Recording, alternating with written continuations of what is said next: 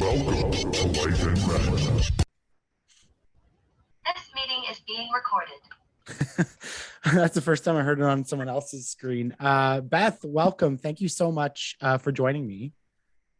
Thank you for having me. And I was mentioning off mic, you're my first guest from TikTok. After a year of, or a little under a year of me scrolling the FYP, you're a story that came across my page where I was like, this is interesting and this is really important. So first off, congratulations. Thank you. I honestly never imagined I would be found off of TikTok because I was similar. I was just scrolling for a year. So yeah, it was just a few months ago I started sharing my story. So that's interesting. And your story is that of which I think is really important. And that's on living with what we now know as, I guess, long COVID syndrome. And I'm sure there's going to be a lot more research and science as the pandemic continues to wear on and we learn more and more about this virus. But I want to know about you, and we're going to talk about all these things that have happened. But I mean, before COVID, before you started feeling the effects of after contracting it, what were you doing? What was your life like? What sorts of things did you enjoy and like to do? Sure. So I live out in rural Western GTA. So I'm about an hour northwest of Toronto, and I live on 5 acres of farmland. We moved out here because I'm an ultra marathoner. My husband was an ultra marathoner as well. And there were a lot of conservation land, a lot of parks. We do a lot of hiking, mountain biking, training for marathons. We were running on average 3 or 4 a year. So it was just constant movement, constant being outdoors, doing the things that we love, a lot of gardening, just outdoors. Mm-hmm. I find ultra marathoners so fascinating because I run for 20 minutes. I'm like, wow, this is enough for me. And I like to think of myself as like somewhat athletic. Tell me about, like, for those who don't know, like ultra marathons, what are those? And like, how long have you and your husband been doing that for? So, an ultra is any distance over a marathon. So just like when you run your first marathon, you get to call yourself a marathoner. I've done 2 ultras. They were only 50K because that's considered short for an ultra marathon. But then I've done 11 marathons on top of that.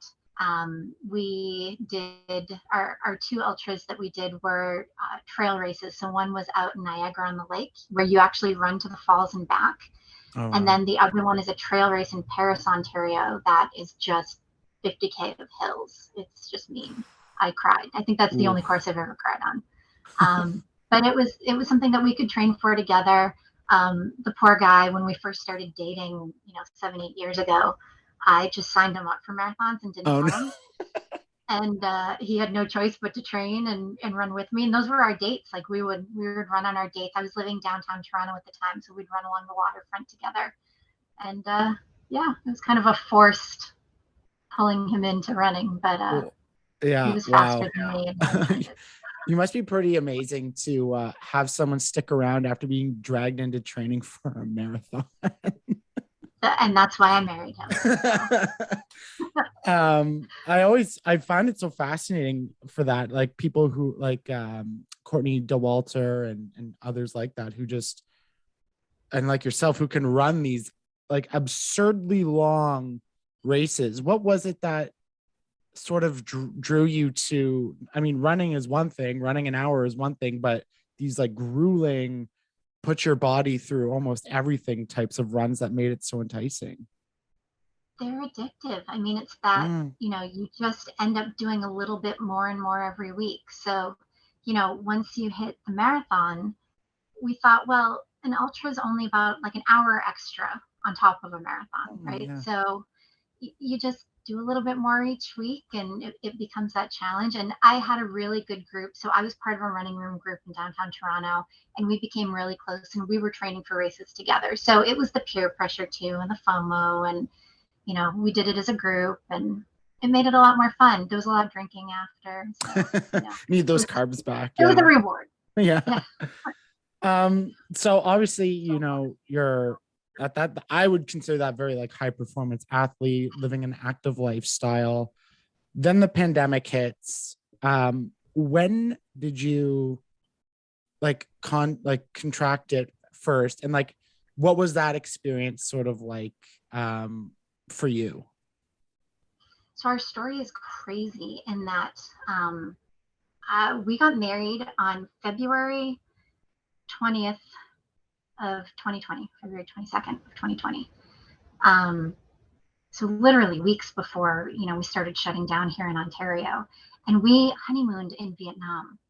So we squeezed our wedding in. We went to Vietnam just as, things were really ramping up in China. We had a layover in Hong Kong, spent a day there. No one was there. Like, the streets were pretty empty. Everybody was fully masked. Protocols were in place. We were getting our temperature taken. So all the stuff that we would, come to realize is normal here, we were seeing it first over there. So we did our few weeks in Vietnam. We came back, and then we had to quarantine for 2 weeks. And then by the time we came out of quarantine, I went to the grocery store, again, kind of in the middle of nowhere. And I didn't know it at the time, but I came into contact with an infected employee. I went home. It was back before plexiglass, before masks, before social distancing. Like, at this point, we just had hand sanitizers at the doors. It was March 24th, 2020. And it was back to when grocery stores were letting you know, or stores were letting you know, if there was an infected employee. So the Longos I went to actually sent an email out saying, hey, if you were in the store at this time, we had an infected employee. So I went back and I looked at my bank statement, and I was like, that's the exact day I was there. So 10 days later, I developed symptoms, and I knew instantly it was COVID. It was so remarkable. And that first wave of COVID was very different than what people are even dealing with now. It was the extreme fatigue, dry cough, extreme weakness. I couldn't walk. I mean, I was bedridden, unable to move for 17 days. Wow. And I think that's important to note, because so often even back then, we hear it now, but even pre-vaccine, there were a lot of kind of people who were spreading this idea that if, you're young, you're healthy, you're taking care of your body, which obviously if you're running ultra marathons, you're pretty up to date with your fitness, your lung capacity, and all that is very strong. You still were like almost debilitated by this virus, which is, it is quite something. I find it interesting that you kind of remember like almost like the exact day, the exact moment you found out. What was going through your mind at that point? Because that was still the virus was new, and we were getting a lot of new information very rapidly. What was your kind of your mindset like? Because obviously we didn't even know long COVID was a thing at this point. Oh yeah. Yeah, it was terrifying. So I don't know if you remember, Chris Cuomo got it really early on. And remember, they were like showing him on CNN, and he was in his basement. So I was like a couple days after him as far as like his onset. So I was actively watching him just to see how he progressed. But what we were seeing on the news was people who would catch it, they'd be sick, and then all of a sudden there was this story back then that on day 10, you either get better or you end up in the hospital and you die. And there was like no in between. So in my brain, I felt like I just had to wait it out 10 days. And if I can make it past that 10-day point, I would start to get better, or I might not wake up. So my poor husband, who, at this point, he had quarantined downstairs. I was living upstairs in our bedroom. We basically were told by public health, don't go to the hospital. There's nothing we can do for you. Stay home unless you're gasping for air. So my husband would stand by my bedroom door at night, and he would just listen to hear if I was gasping. And I wouldn't know he was there, except then I would hear the squirt of the disinfectant, because he would wipe down the door and then, wipe down the railing, to go downstairs and then go back downstairs. So it was terrifying. I genuinely thought I could die. I've never felt like my whole body had to fight something off like I did with this. And I remember even, we were newlyweds. This was only 6 weeks after our Right. wedding, which was crazy. So at one point, we decided we're going to see each other outside, which meant I had to get downstairs and get out the door. And it took me 45 minutes to walk outside because I physically didn't have the strength to put one leg in front of the other. And then, again, I felt like I was like infected, like contagion. Like I felt like I was the virus, right? So I was walking around the house and I had my hands in my hoodie pocket, right? Like, because I wasn't touching anything. I remember once I accidentally touched the dog when I was doing this. And my husband got so upset because at the time we didn't know if you could pass it to your pets. He thought he would touch the dog after and then he might get it. Like it was just, we both were on edge for the first. And the other thing too is they kept saying after you'll be contagious once your symptoms die down.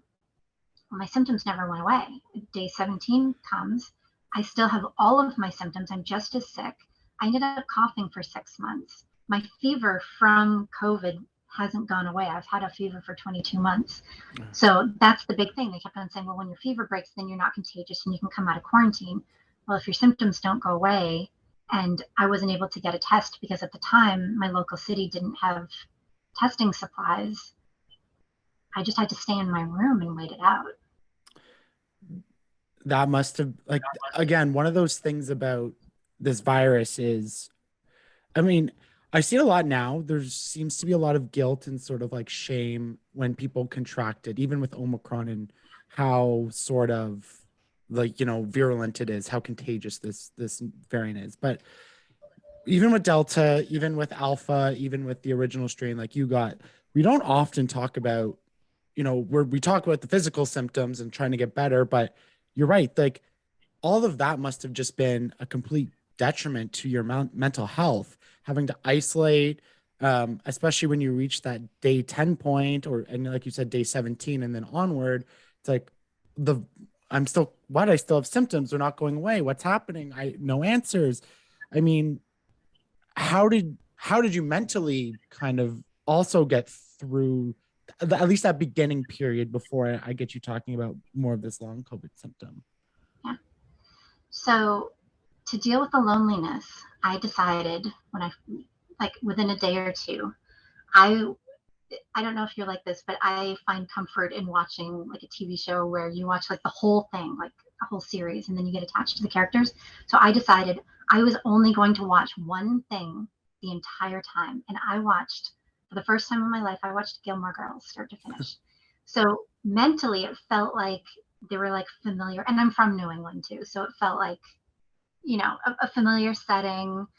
It's a familiar time period for me. So it just felt like someone was in the room with me the whole time. And I just had it on, 10 hours a day for 17 days. And I finished the whole thing. So that helped. My husband, he would come in the room twice a day. He would leave food on the other side of the room. He would stand there and talk to me for 5 minutes. And then he would say, viral load. And he would, recognize that we were sharing too much air. He would go back downstairs. So I'm luckier than some others who, maybe didn't have any kind of human interaction during that time. And I was very, very fortunate. The company I worked for right off the bat was incredibly supportive. I called them the day I got sick and they said, you don't worry about your job. Your primary concern is getting well. That's your job now. So don't even think about us. I had people from work texting me every single day, checking in. My boss at the time would send me pictures of her pets every day just to distract me. It was just nonstop support from folks. So I never felt alone in that, and that helped. Now, did I end up having PTSD from that fear of dying? 100%. That was terrifying. But as far as dealing with the loneliness, I felt well supported, and I was very, very grateful for that. Yeah, like I said, like the mental health of having the virus, dealing with it, like that's again one of those things that we just have not considered. What are the after effects of not only the physical but the mental of everything? Like, so when we're talking about letting this virus just kind of like run rampant, Mm. like, are we emotionally and mentally ready to also do that for the amount of people who are going to contract it? Yeah. All stuff to consider. So I'm thankful that you brought that point up. You mentioned day 17 a few times in the beginning here. What was it about day 17 that sort of like that was like a marker day from sort of this idea of I'm sick, I have COVID? Was that maybe like the a light bulb to sort of real think that, oh, maybe there's something more here that I have to worry about or that I should get checked? Or Not yet. Day 17 was the day I rejoined the house. okay. So I remember I don't still think I touched my husband for a few more days. We were scared, but I remember day 17 was the day I finally got to pet my dogs. Um, because not even like being able to see your dogs for Right. a few weeks was really hard. And it was confusing for them. They didn't know what was going on.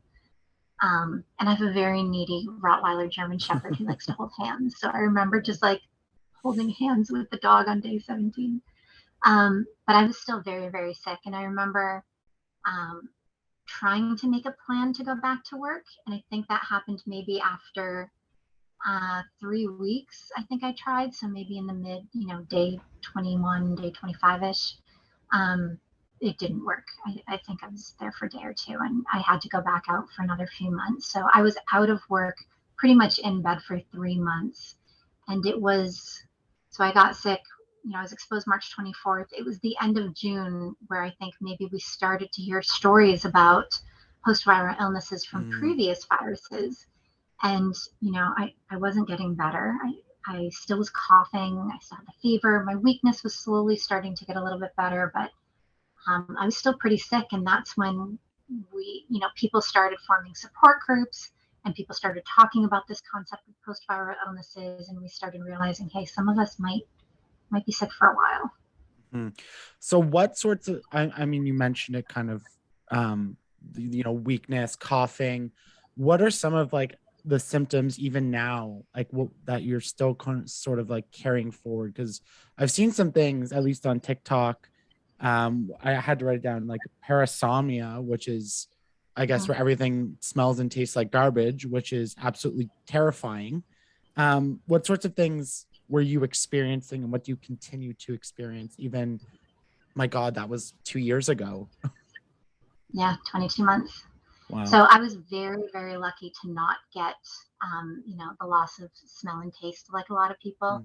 Parosmia that you're talking about, a lot of people are getting where everything smells and tastes like garbage. I didn't get that. I was very lucky. For me, I actually just did a video on this evening.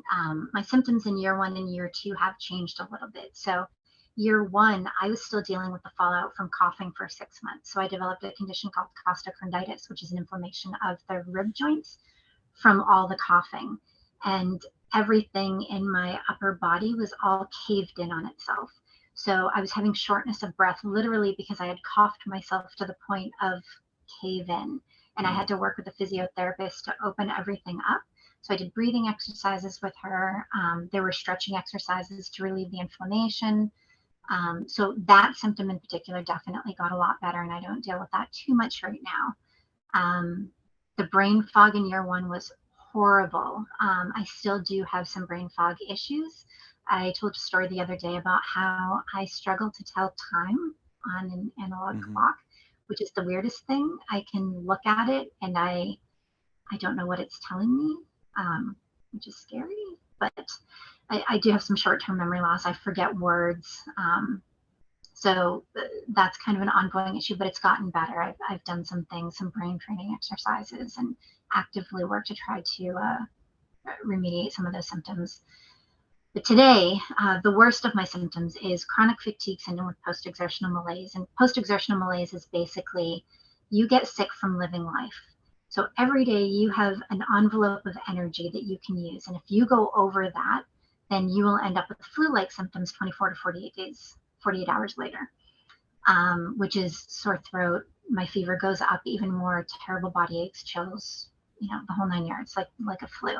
And what can trigger it is even this conversation, even being on video, inevitably is probably going to trigger a flare up Oh, over the weekend. I'm so No, sorry. it's no. I'm not saying that to make you feel bad, but it's you end up having to basically perform a risk assessment every day. You know, if I'm working a full day, I certainly can't go to the grocery store at night. So that has to be a weekend activity. And I can't grocery shop by myself because I'm not strong enough to push the cart and load the groceries. So my husband has to grocery shop with me now. And even then, by the time I get to the belt, sometimes I just have to go straight to the car because I'm very weak. Being in a grocery store can be overstimulating with the lights and the sounds and the people and everything. So there's a lot of that. So that ends up really controlling my life right now. I don't leave the house much. I just went back to work after being off for 6 months. So I'm trying to manage my energy levels with working during the day, and then, you know, I'm no longer obviously doing anything during the week other than work. My weekends will be rest and whatever little housework I can do, and my husband will have to pick up the slack for the things that I can't get done, which, you know, he's a partner. He's always done that, but it's a lot more work on him. Yeah.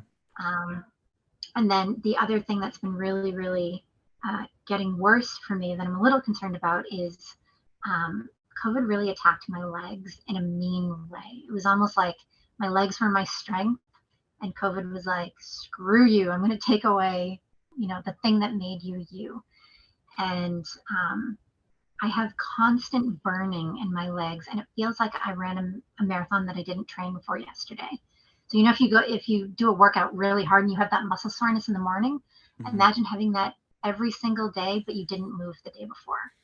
It messes with your head, and it's been getting worse.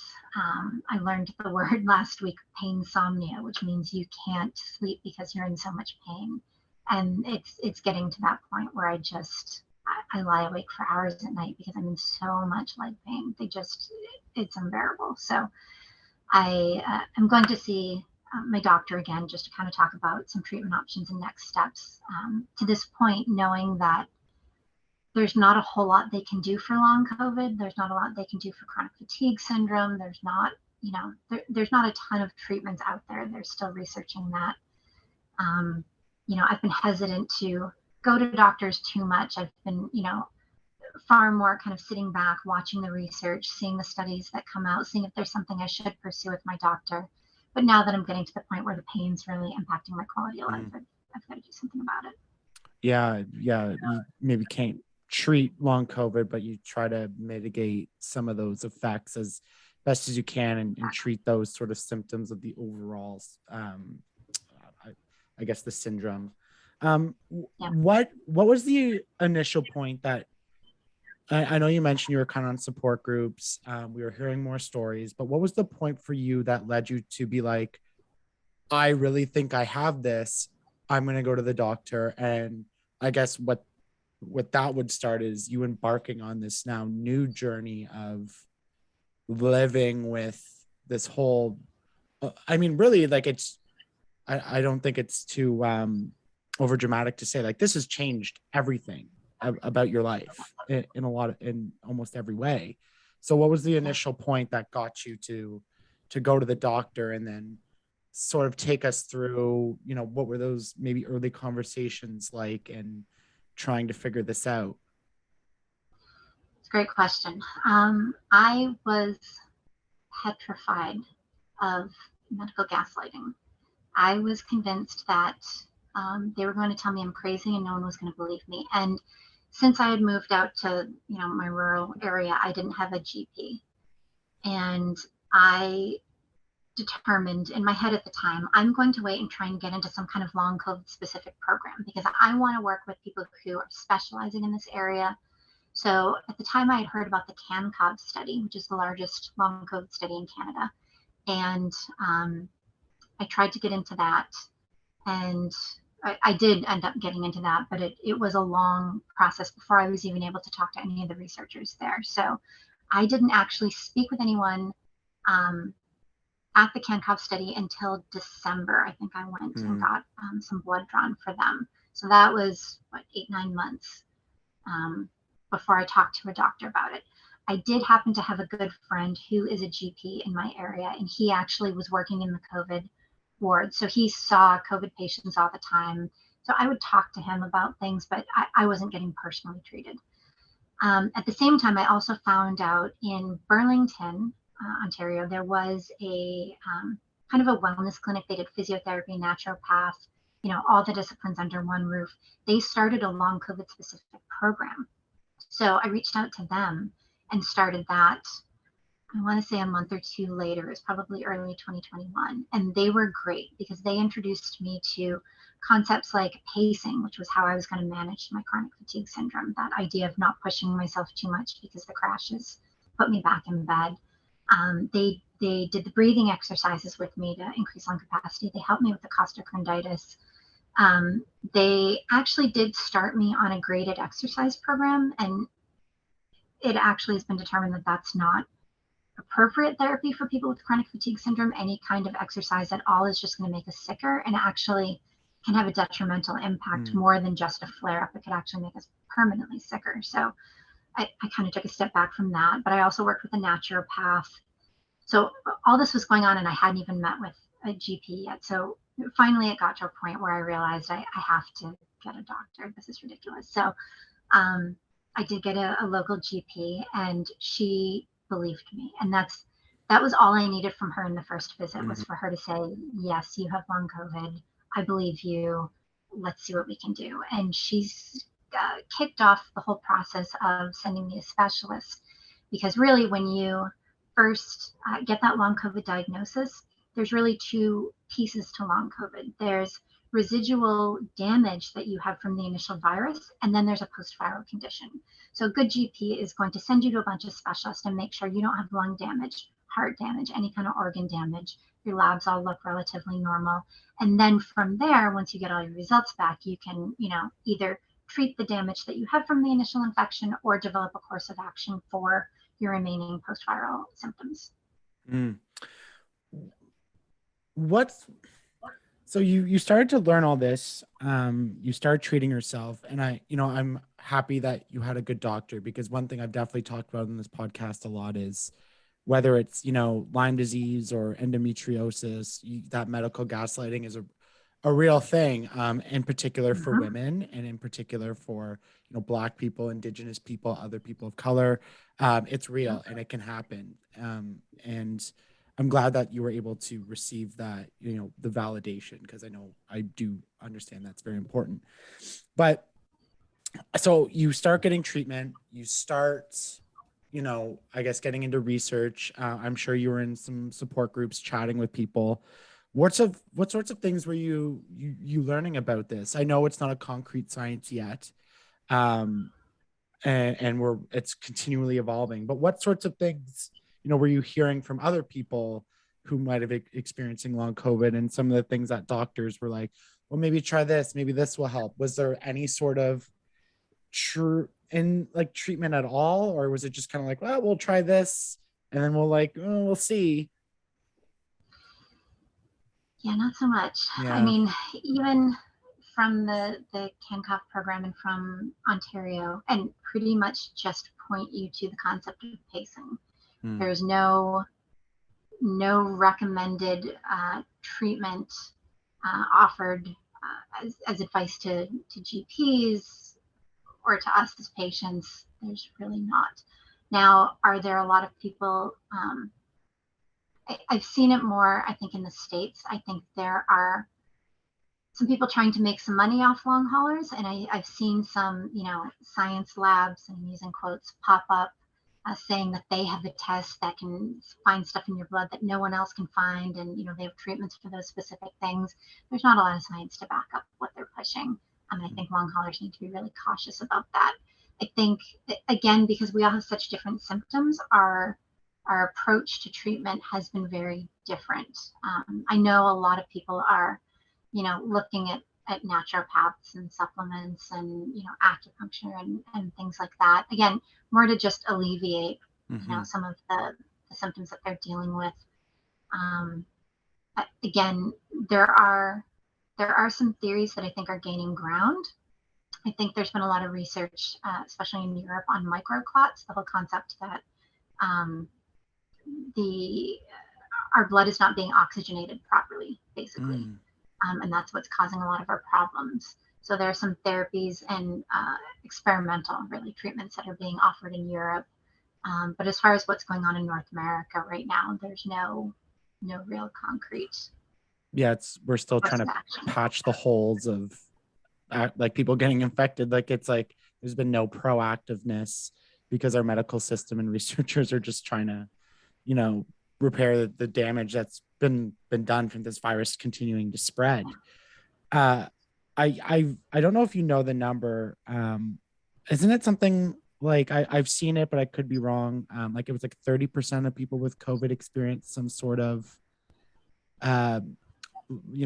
effects of long COVID in some cases. I don't know if you know or have heard that same stat. Yeah, that's the number that generally gets thrown around. And again, it's kind of hard to concrete measure long haulers. Yeah. I mean, it's not reported in the same way as cases are, right? Because again, you could, because technically the definition is if you've experienced symptoms longer than 12 weeks. Well, again, for me at 12 weeks, I was still experiencing symptoms of the infection itself. I was still coughing. I still had those kind of residual things.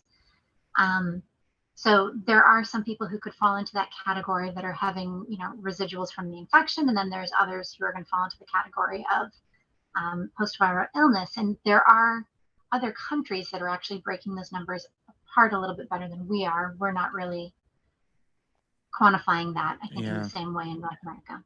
What sort of struck me, something you said, that there's such a vast array of different symptoms that people are experiencing. And when it comes to like that, to me, that's like maybe one of the scariest parts, because, it's one thing to be like, oh yeah, I have the cough and I'm tired. Like, and everyone's like, okay, I get that. But like just how it affects you in so many, like can affect different people in so many different ways. Like that, like to me, that's maybe one of the most concerning things, aside from how severe infections can be, especially in unvaccinated folks, and dying. Like this to me is like, I remember talking to some friends who are nurses, and it was kind of in the peak of, at least in Ontario, our Delta wave. I think it was our Delta wave in April. It might've been Alpha still, but they were saying that what people don't realize is, we have people in the ICU with COVID, but in other hospital beds, we have people with, long COVID. And like, they're also in the hospitals too, way longer after their infection. And some people were asymptomatic. They didn't even know they had it. And then all of a sudden they're like, they can't get out of bed. Like it like almost like hits you like a truck. Like to me, like, it's not so much a question, but just thought, just like that to me is one of the most concerning things about this whole situation. And I've heard it phrased as a mass debilitating event, and that like, we're just going to be paying for this economically, physically, mentally, like all of it for years upon years upon years. Yeah, two things. One, we know long COVID is triggering autoimmune disorders in people. And that also is kind of that like wide range of symptoms, right? So people are getting, I've talked to people who have all different kinds of autoimmune disorders, and they all have, different piles of symptoms that go with each of those. And again, when we talk about how we're probably going to be sick forever, that this is why, because it's actually triggering these other, chronic illnesses with no cures. But you mentioned the economic impact. I actually read an article this morning that was estimating that it was in the US, and they were talking about the massive, job opportunity that they have in the US right now, so many millions of jobs that are open and available. And they were saying roughly 15% of those are as a result of long haulers who just can't work and had to leave their jobs and are on disability now. So as the cases continue to kind of spiral out of control in places, I think we're going to continue to see that number go up. Yeah. I remember it was in April, I was listening to a podcast, and it was sort of right at the beginning of this great resignation and all these job changes. And the person was saying, it's like a lot of it is because people who are working essential jobs like died of COVID. And then we have this extra percentage of people who are going to be on disability because they can't work. And we have other people who are able to work, but not able to maybe work in the same type of capacity. Like it's just this whole cyclical thing. And we see the experiences here in Ontario and in Canada in general. But when I look at states like Florida and Texas, and some of those states are just like, we don't care. I just, it's hard to think that far ahead. I get it because everything is so on fire now, but like it's just like I almost don't think we've seen the worst of it in a lot of circumstances, and that is, again, it's just one of those things where no one's really sort of concerned about right now. Yeah, for sure. I will tell you, if I didn't have a job where I can sit all day, there's no way I could work. I was talking to a long hauler in South Carolina a few weeks ago, and she was 25. She's a teacher, and same thing, she can't stand all day anymore. So she actually had a school board that set her up with one of those robot iPad things, Oh wow. and she was teaching her third graders with the robot iPad. She was home, and it would like zoom around the room, and they had a teacher's aide with her. And her school board accommodated her for 6 months and then said, this is ridiculous. You need to come into school, or, you can't work here anymore. And she's like, this is my only career. I just left university. I don't know what else I'm going to do. So I know she was lawyering up and she was going to fight it. But, this is the reality. If you have any kind of, and really for me, I couldn't work for months because of the brain fog and, all my other symptoms. And you can see behind me is a bed, because I take some of my meetings from bed because I just can't sit up all day. There's no way. The folks who have standing jobs, moving jobs, walking jobs, I don't know how they even try to go back to work with long COVID. When we talk about fatigue, I think like the fatigue that you're experiencing and other people who are experiencing with this, it's hard to quantify what that actually is. You know what I mean? Like we're like, oh, you're tired. You just want to sleep. Like, can you just explain a little bit like how debilitating, like when you're talking about chronic fatigue, what it's actually like? Yeah. For me especially, I just can't stand a lot. So when I'm having a really bad flare up and the fatigue is bad, I'm laying down. You do not have the energy to lift your arm. I've joked that it's like dementors have come and like sucked all the energy out of you. It's just soul crushing, a physical exhaustion that I can't even describe. And for me, I don't even get super sleepy. I am just like dead weight. Like I just can't do anything. So, I do stuff like I said, most of the time when I get ready in the morning, I no longer stand at the sink and dry my hair. I might, I have a walker, so I might wheel that in and sit that down and use that to get ready and just kind of save my energy, because I know, because I only have so much of it, I need to pick where I'm going to use it during the day. So it's one thing to be going through everything that you're going through, and it's a whole other side to get up not only the energy, but sort of like the courage, especially in this highly divisive sort of issue. I don't know why it's so divisive, but it is. So you go on TikTok and you make videos explaining all these things. You sort of get into little battles with trolls and idiots who are commenting on it. But what made you want to start sharing this in a more public setting? I mean, you have videos that are millions of views. That's a lot of people with eyeballs on you. Like, what sort of made you want to become more of a public face for this thing while you're already going through so much? So I started sharing my story pretty early on. So the CBC, the national news, interviewed me August of 2020 live. They didn't tell me it was going to be live until I was talking to the interviewer. So that was fun. And that was the first time I shared my story. And then I also shared my story kind of as it relates to, another portion of my illness. With CTV a few months ago, again, for the national news.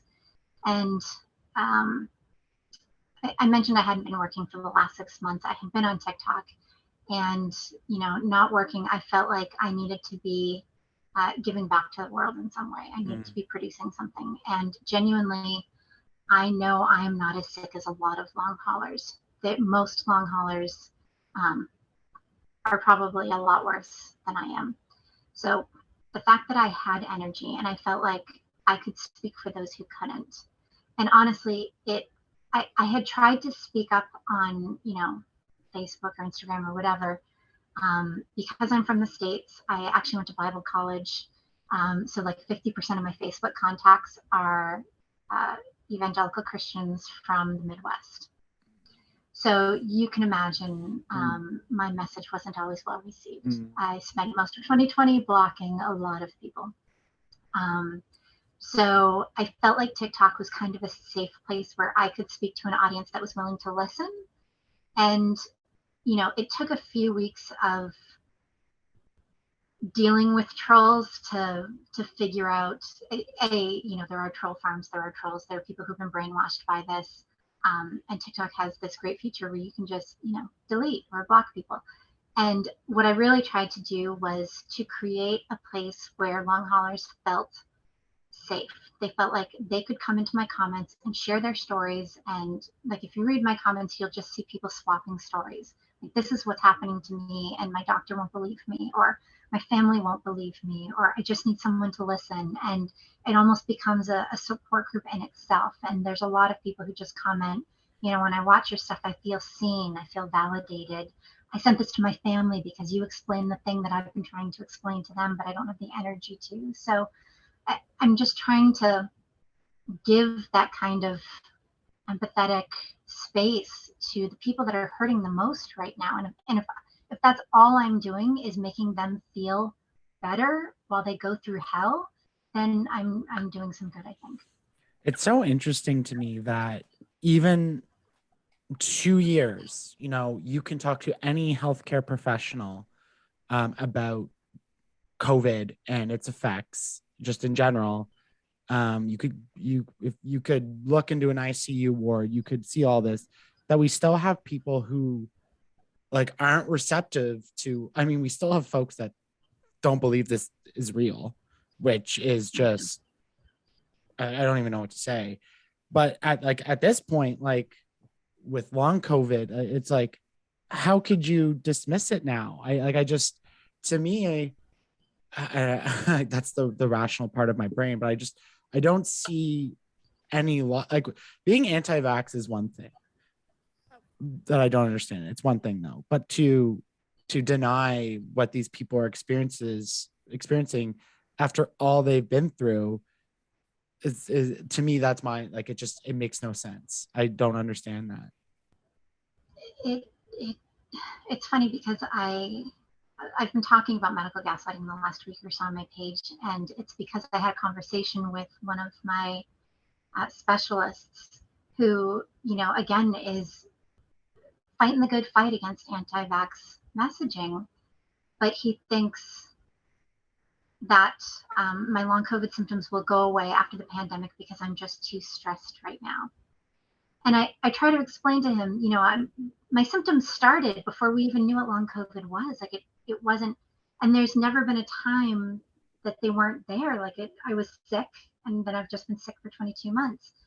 And, he'll say, well, I think they're functional. I think they might be in your head. I think it's a result of too much stress. I think your brain is predisposed to these types of stress events. Well, stress didn't give me a fever every day for 22 months. Stress isn't giving me excruciating leg pain. It doesn't make sense. So it's frustrating to still be battling that with rational science thinkers who are fighting the fight against, COVID misinformation, but still are gaslighting long haulers.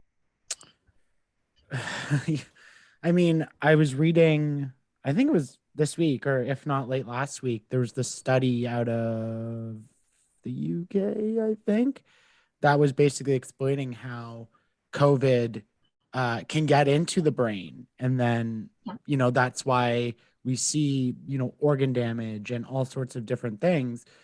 So we're even getting this research. And so even if I mean, just theoretically, it was your brain. I mean, who's to say that like COVID didn't damage parts of your brain, which like then, started to do other things to your body? Like it just, I mean, I don't really have a lot of words. It's like, I'm just kind of flabbergasted. You know what I mean? Like, it's just, what? Yeah, there's a lot of science out there, and I think they're starting to drill down on what exactly the biomarkers are for long COVID, and they're going to be undeniable once they're confirmed. So for now, this doctor and I follow each other on Twitter, so I make a point every time one of those articles comes out to retweet them and make sure I'm just putting some science in front of them to try to persuade them. I do love, like, you shouldn't have to, it's not fair, but I do love that you're not afraid to like sometimes go at these people, and you're very, respectful, I guess you could say professional in a way. Like you're not being like, oh, you're so fucking stupid, but like you're just like educational, very calm. But I do admire that like you don't let that type of bullshit sort of like sit there unchecked. That you do sort of like go back at them with concrete stuff, science stories, whatever it is. I do, because I struggle with that too. In the mental health space, in my advocacy and work, I get that a lot where people, especially with toxic masculinity, there's a post the other day where people were calling me gay and stuff. And I was like, do I ignore it? Do I go at them? And you kind of like, nah, it'll probably be better if I just ignore it. But when it comes to this, and there's so much misinformation and disinformation and intentional harm, I'm happy that you can go back at some of these ridiculous people. Some definitely aren't worth engaging with, but some do light a fire in me. And if I have a concrete example, I think one good example that I have is there was a nutritionist who came at me who basically said, if you just don't eat muffins or sugar, then you're going to be well enough to beat COVID and you don't need the vaccine. And my message back to her was, here's the thing. As someone who used to invest, she was a personal trainer too. I said, as someone who used to invest a ton of money in races, and I worked out at Orange Theory, and all that money that I was pouring into the wellness community, I can't pour into them anymore. All of these personal trainers who are misleading their folks and causing them not to get the vaccine, they're going to lose the income because their folks are going to get COVID and either die or get long COVID, and they're not going to be able to work out like they used to. So just from a financial standpoint, the woman might want to back off from trying to kill off her folks because, she's going to lose her own livelihood because of her own stupid, dangerous messaging. In a way, I'm not as dangerous. I guess you could consider it, but it's like drug dealers, like poisoning things with like overdosing in fentanyl, right? Like you're like purposely like trying to like almost like harm your customer and your market. And I love that you said that, because I'm not against the wellness industry as a whole. I take supplements. I'm receptive to ideas. I like to exercise. So I'm not against it. But I was supposed to have a gentleman on the podcast. Unfortunately, he bailed. But we're talking about this sort of like almost cult-like pseudoscience that these sort of like wellness people and fitness people have undertaken in this pandemic to like undermine public health and actual science with their ideas of like, oh, if you're, like I said at the beginning, you're young and healthy, you're gonna be fine, you're gonna beat this. And I'm so happy you said that like you were doing all those things that will help beat you COVID, and like this has happened, and it can happen to anybody, and it's not worth the risk. Yeah. I there's not a second of my life that I don't think about the pain I'm in, or how limited my life is now, or how much I miss my old life. I think I definitely I've had to go through a grieving process, right? Like I held out hope for the first year thinking like, oh, I might run again. I've accepted that my life is what it is right now. And that's, again, why I'm trying to give back, because I'm trying to use the energy that I have for the best purpose that I can right now, since I can't, I've gained like 12 hours a week back from not running. So, I've got some free time. I also bake bread now, which I didn't do before. So, I'm trying to take advantage. but yeah, it's I wouldn't wish this on anyone. You mentioned sort of that grieving process, and that was kind of like the one thing I wanted to sort of end on, because I think it's hard, and you're very cheerful, and I love that you're giving back, but and like to have this life and then have this one thing happen to you and completely change everything. I mean that's like losing a friend or a family member or a loved one. Like it's almost that same emotional impact on everything. So, you know, with what you're comfortable sharing, but take me through sort of that process of finding at least some sort of acceptance, and like how you upkeep that emotional well-being and that mental, like upkeeping your mental health in a time where you maybe used to go for a run, and sure, giving back and baking bread is great, but like have you had to develop sort of new and other techniques, like in your own mind, self-talk, therapy, those types of things? So I actually have an appointment on February 1st. I found a local uh, therapist.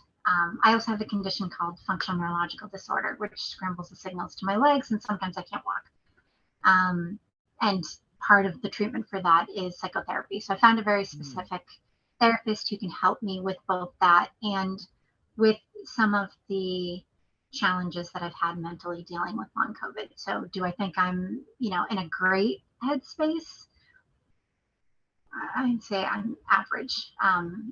It definitely the first year was much harder. I full on was depressed the first year. It was very sad. I constantly had that ache in the pit of my stomach, missing my old life.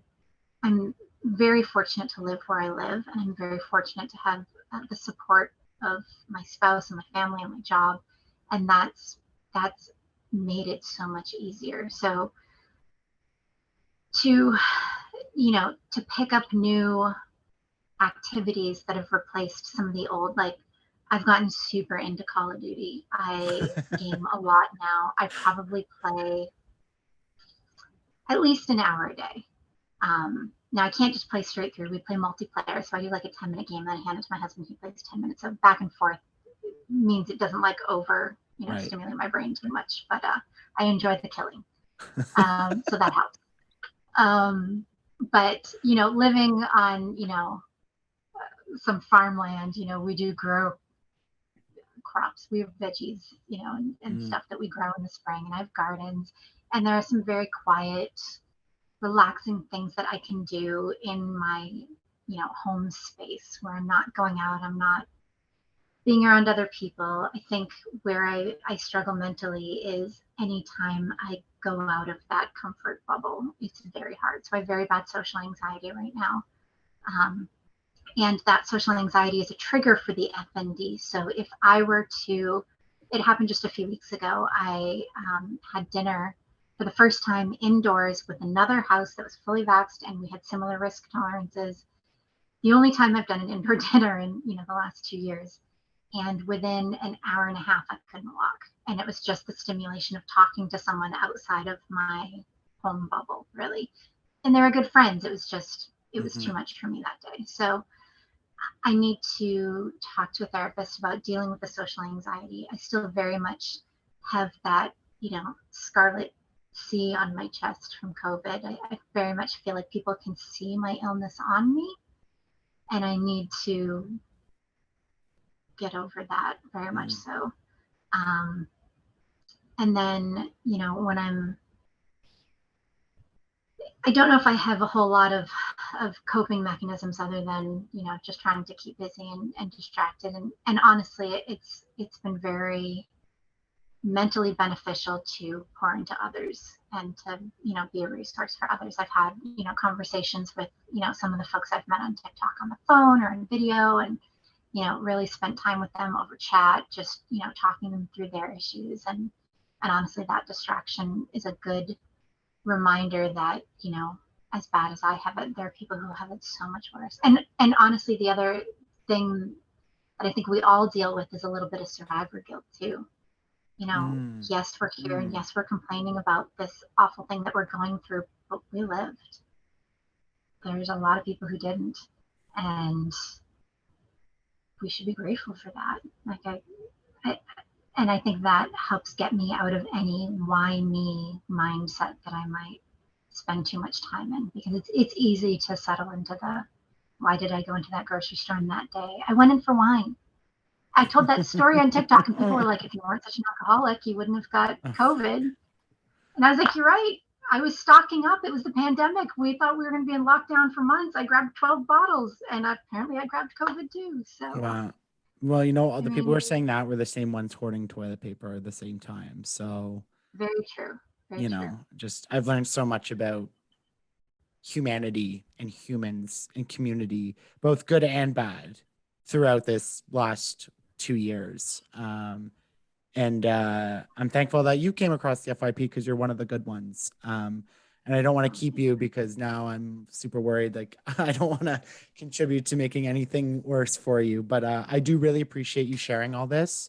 Like I said, it's one of those things that we sort of know is there, but no one really talks about out in the open too much. And I've learned a lot watching your videos. So, like, if I know you share on TikTok, I don't know if you share other places, but where can people find you and like hear more about your story, go much more in depth on some of the things we talked about? Yeah, I would check out TikTok. It's at Long COVID Life.